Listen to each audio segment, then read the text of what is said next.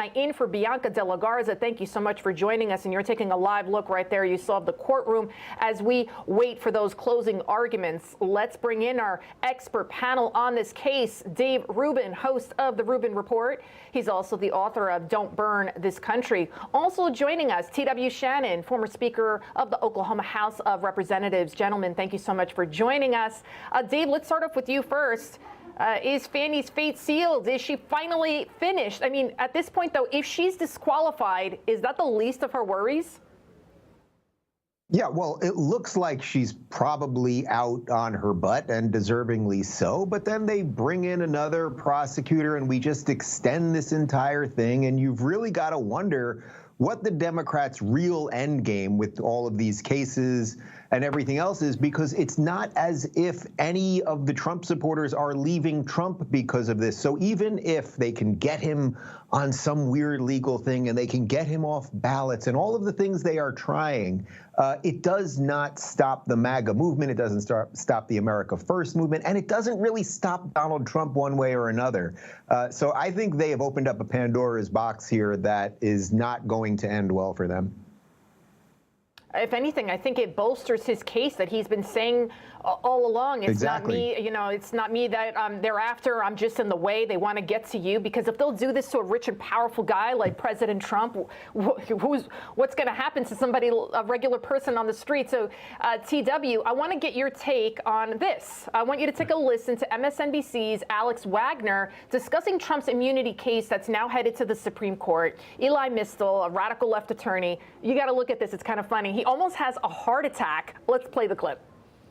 Most likely it was the four horsemen, right? It was Thomas, Alito, Gorsuch, and Kavanaugh, the four horsemen of the apocalypse, who decided to hear this case. And at some point, people in the media, people at home, and people sitting in the White House have to stop pretending that the Supreme Court is some kind of benign, trying to do its best institution, and start to realize that there are 6 Republicans, not conservatives, Republicans on the Supreme Court who view it as their job to help the Republican Party.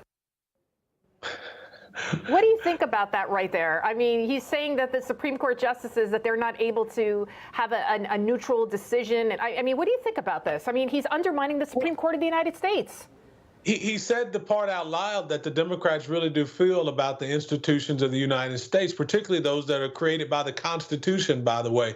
They believe that the Supreme Court is just another extension of a political arm of the Democrat Party. And if it's not acting that way, they either want to abolish it or they want to extend and add members to it. This is why their view of the Constitution is so different from that of conservatives. The truth is, conservative justices often cast a vote or write an opinion that looks very different than the way that conservatives would want them to do it. However, you contrast that with those on the left, those that are more left-leaning on the court, and it's the exact opposite. You know, people like Justice Ginsburg, she was always on one side of the issue, so predictable. So, yeah, this is just almost laughable. The truth is the Democrats are throwing everything they can at Donald Trump because they know they're having a hard time beating him at the polls running Joe Biden. Joe Biden has failed America. It's not just his age, Lydia. It is his performance that has failed. His policies have failed. Absolutely. This next election is going to be about security, border security, national security, as well as financial security, all of which Joe Biden has failed the American people. Dave, you want to add something? If I could just follow up for a moment to just add on to that. Yes, Gorsuch has not always voted on the purely conservative side of things. John Roberts has not always voted on the conservative side of things.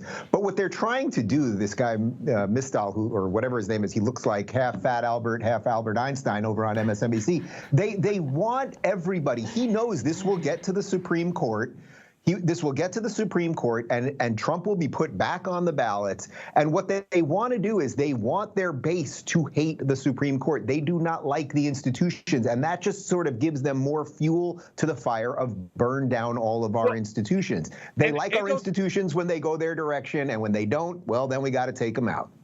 It goes even further than hating. Remember, these are the same parties, the same Democrats that protested and threatened Supreme Court justices at their homes. I mean, they have a real distorted view of America. They have a distorted view of our Constitution, and it shows out in their actions. And this is just another example.